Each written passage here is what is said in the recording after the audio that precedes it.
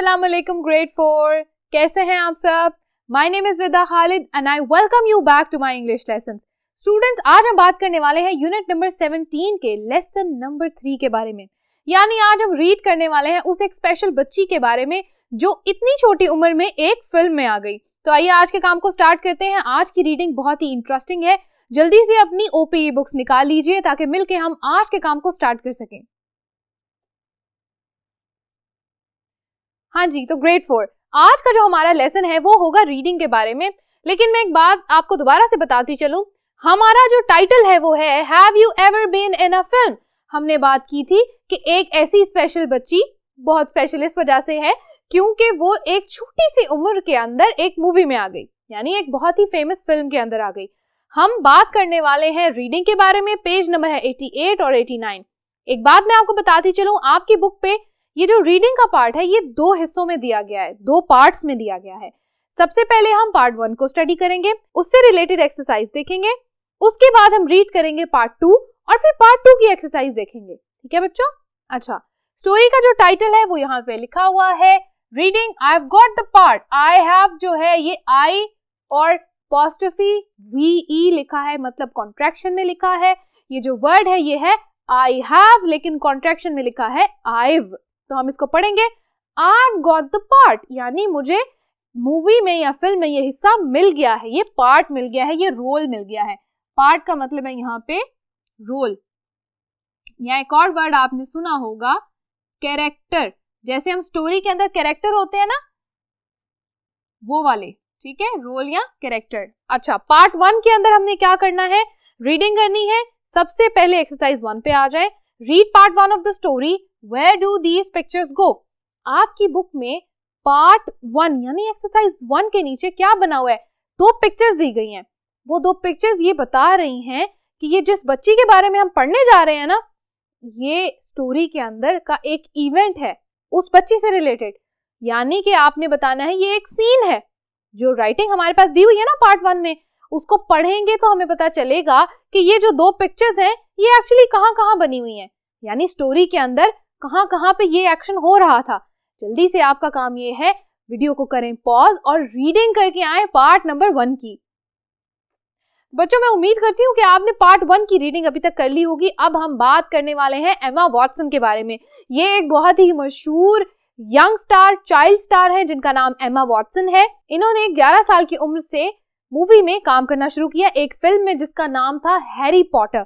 आप में से बहुत सारे बच्चों ने हैरी पॉटर देखी होगी, अगर नहीं देखी हुई तो पढ़ी होगी, और अगर पढ़ी भी नहीं हुई तो इसके बारे में बातें तो सुनी होगी। और अगर आपने इसमें से कोई भी काम नहीं किया तो यहाँ बोर्ड पे जो पिक्चर आपको नजर आ रही है, इस पिक्चर में आपको पता चल रहा है कि हैरी पॉटर मूवी का टाइटल किस तरह का है, एमा वॉटसन कौन है। ठीक है बच्चों, ये एक मूवी की बहुत ही फेमस स्टार है। इनके बारे में ये सारी स्टोरी लिखी गई है कि किस तरह उनको सिलेक्ट किया गया, किस तरह उन्होंने ऑडिशन दिया। ऑडिशन क्या होता है, जब आपको मूवी के अंदर कोई रोल प्ले करना है, कोई कैरेक्टर प्ले करना है, तो आप क्या करते हो, आप उस फिल्म में जाने से पहले छोटा सा एक एक्ट करके दिखाते हैं। किनको? प्रोड्यूसर्स को, फिल्म मेकर्स को। ठीक हो गया? वो छोटा सा एक एक्ट इस तरह होता है कि आपको एक सीन दिया जाता है, उसके ऊपर आपने एक्टिंग करनी है।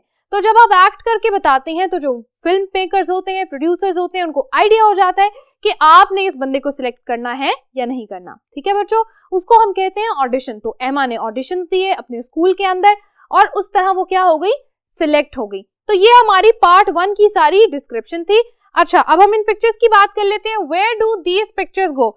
ये जो पिक्चर्स है दो बनी हुई ए और बी के ऊपर आपको नजर आ रही है, ये स्टोरी में टेक्स्ट के अंदर कहाँ पे आ रही हैं। पहले का मैं आंसर आपको बता दूं, ए पिक्चर जो है ये जा रही है नंबर 2 आपकी बुक के ऊपर पेज 88 पे, जहां पे लाइंस के अंदर 2 लिखा हुआ है ना, 2 से पहले ये लाइन लिखी हुई है बिकॉज दे वर फिल्मिंग मी, क्योंकि वो मेरी क्या बना रहे थे, फिल्म बना रहे थे। अच्छा, या मुझे रिकॉर्ड कर रहे थे। उसके बाद पार्ट 1 जहां पर लिखा है उससे पहले ये लाइन लिखी है audition in the school gym. हाँ जी, वहां पर आपने क्या लिखना है, ये वर्ड्स लिखने हैं, ए जहां पर 2 लिखा है, बी लिखना है जहां पे 1 लिखा है। ये काम कर लिया सबने, मिल गए सबको, वेरी गुड। अच्छा, अब हमने ये वाली छोटी सी इंफॉर्मेशन को पूरा करना है। Part 2, now complete these notes about Emma Watson. Emma Watson के बारे में ये नोट्स हमने पूरे करने हैं। कैसे? नाम क्या था जी उनका? पूरा नाम लिखना है एमा वॉटसन, ठीक है।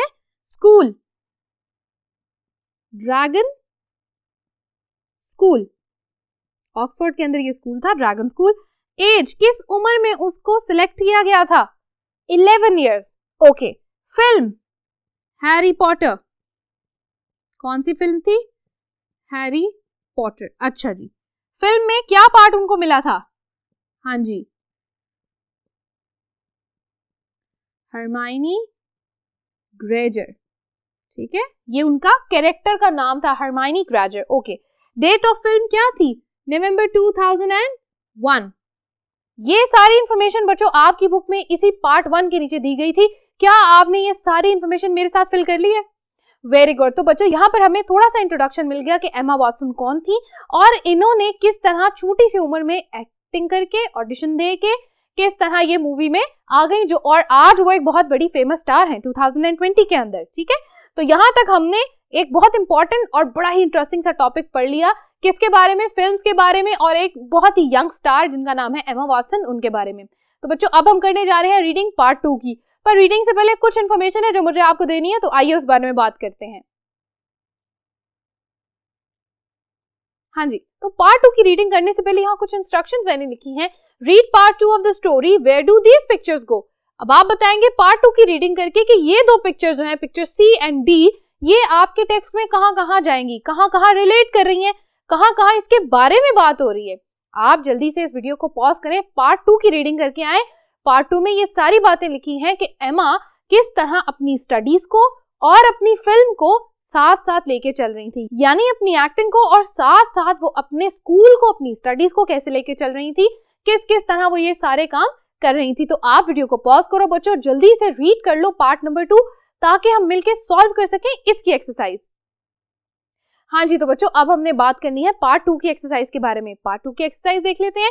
सबसे पहले तो पिक्चर सी जो है, ये कहां पर अटैच करेंगे आप टेक्स्ट के अंदर देखो जाके, जहां पर ये 3 लिखा हुआ है, इस 3 के आगे लिखा है हैविंग अ ब्रेक, और डी पिक्चर कहां अटैच होगी? जहां पर 4 लिखा है और लिखा है हैविंग लेसन्स। ये दोनों बातें एक ही लाइन में लिखी हुई हैं। आपने क्या करना है, सिर्फ वहां पे जाके ये नंबर्स लिख देने हैं, ठीक है बच्चों? ये काम सबने कर लिया? Very good. यहां तक हमारी 3 एक्सरसाइजेज आज की खत्म हो गई हैं, ठीक है। आज हम करने वाले हैं उसके बाद exercise number 4, complete the sentence with words from the text. अब हमने कुछ ऐसे वर्ड्स हैं जो इन पार्ट 1 और पार्ट 2 में पढ़े हैं। बहुत सारे बच्चों ने अभी तक इसकी रीडिंग नहीं की होगी, तो बच्चों जल्दी से वीडियो को अभी पॉज कर दें, क्योंकि आपके लिए इस पार्ट को कंप्लीट करने के लिए रीडिंग को करना बहुत जरूरी है, क्योंकि वहां पर कुछ ऐसे वर्ड्स दिए गए हैं जो हमने यहाँ इन ब्लैंक्स में फिल करने हैं। तो जब तक आप रीडिंग नहीं करोगे तो आपको ये आंसर्स पता नहीं चलेंगे। इसीलिए जल्दी से वीडियो को पॉज करें, इस काम को रीड करके आए, ताकि हम इस एक्सरसाइज को सॉल्व कर सकें। मैं उम्मीद करती हूँ कि आप अभी तक इसको रीड कर चुके होंगे। बच्चों वेलकम बैक। हम अब क्या करने वाले हैं, इस एक्सरसाइज को fill. Okay, number 1, if you want to act in a film, अगर आप एक फिल्म में एक्टिंग करना चाहते हैं, अदाकारी करना चाहते हैं, you must have an dash. तो एक्टिंग करने से पहले क्या लेना चाहिए हम सबको? हाँ जी, ऑडिशन। ऑडिशन का वर्ड हमने अपनी बुक में पढ़ा है, अपने टेक्स्ट में पढ़ा है। Okay. Number 2, children play games in the dash when its weight और वेरी कोल्ड आउटसाइड। बच्चे कहां पर गेम्स खेलते हैं, कहां पर अपनी खेलें खेलते हैं जब क्या होता है? इट्स वेट, बारिश हो रही होती है, इसका मतलब है रेनिंग, और वेरी कोल्ड आउटसाइड, यहाँ बहुत ज्यादा ठंड होती है। तो हम कहते हैं children play games in the school gym. School के अंदर जिम होता है ना, सबके स्कूल्स में नहीं होता। अगर आपके स्कूल में जिम नहीं है तो कोई बात नहीं, आपको अपने स्कूल में प्लेग्राउंड एरिया तो याद होगा। एक ऐसा प्लेग्राउंड एरिया होता है जहां पर क्या होता है, जिसके ऊपर छत होती है, जो कवर्ड होता है। एक तो ओपन प्लेग्राउंड होता है ना, एक ऐसा प्ले एरिया आपका होता है जो कवर्ड होता है। तो आप उसको समझ लें। किसी स्कूल में बहुत बड़ा प्ले एरिया होता है जहां पर जिम्स भी बने होते हैं, ठीक है बच्चों, आपने कंफ्यूज नहीं होना।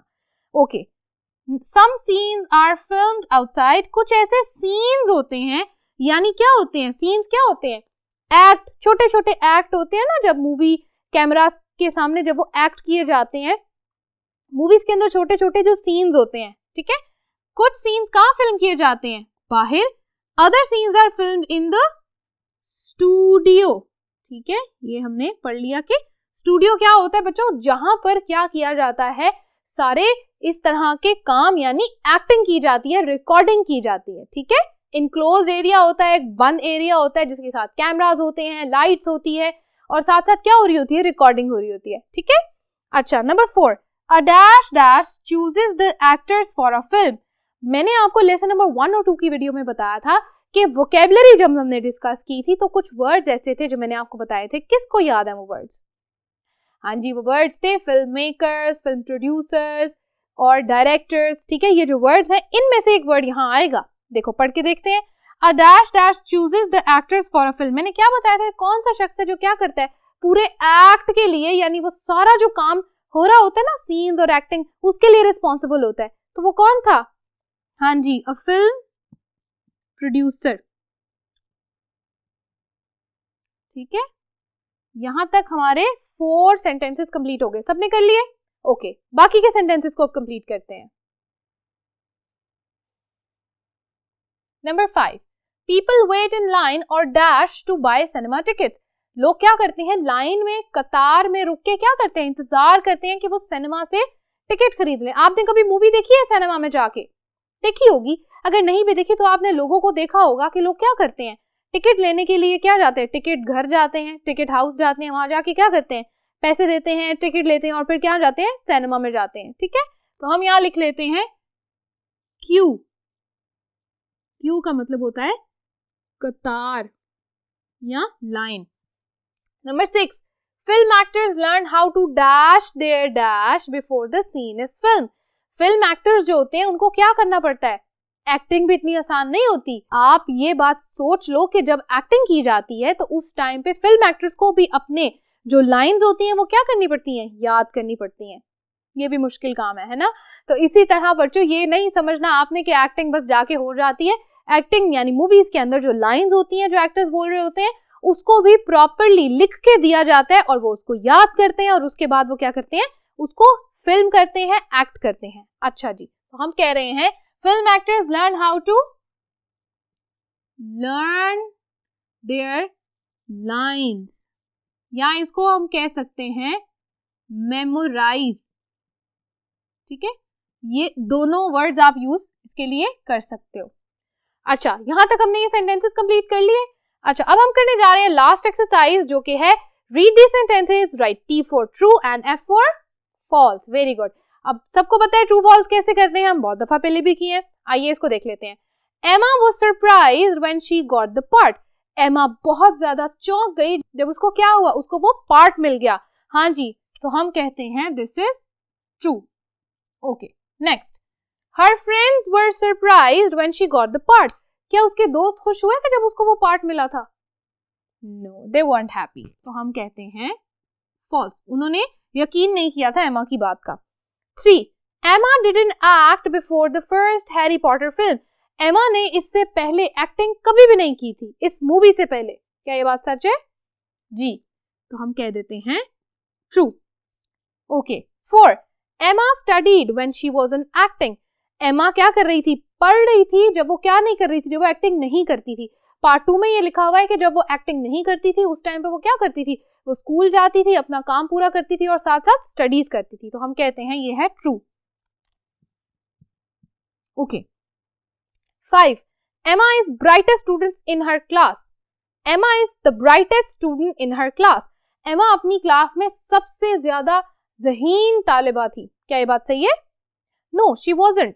लेकिन वो क्या करती थी? अपना काम पूरा कर लेती थी. तो हम कहते हैं F. Number 6, Emma thinks she is different from other girls of her age. Emma को ये लगता है कि वो दूसरी लड़कियों से जो उसकी उम्र की है उनसे वो डिफरेंट है, यानी वो उससे मुख्तलिफ है. वो अपने आप को बहुत स्पेशल फील करती थी. नहीं, ये बात ऐसी नहीं है. एमा क्या थी? वो बिल्कुल ये समझती थी कि मैं बिल्कुल एक नॉर्मल टीनेज गर्ल हूँ और इसी तरह मैं नॉर्मल टीनेज लड़कियों वाले सारे काम करूंगी और उसने वो काम किए भी. तो बच्चों यहाँ तक हमारा आज का लेसन होता है बिल्कुल खत्म. हमने आज मिलके कर लिया रीडिंग और साथ साथ कर लिया लेसन नंबर 3 बिल्कुल कंप्लीट. हम इससे अगली वीडियो में मिलेंगे बच्चों, जहां हम करने जा रहे हैं लेसन नंबर 4 एंड 5 एक साथ। तब तक के लिए अपना काम करते रहिए, रीडिंग जरूर कर लीजिएगा। हम मिलके करेंगे लेसन 4 5 अगली वीडियो में। Thank you so much for watching today's lesson. Allah Hafiz.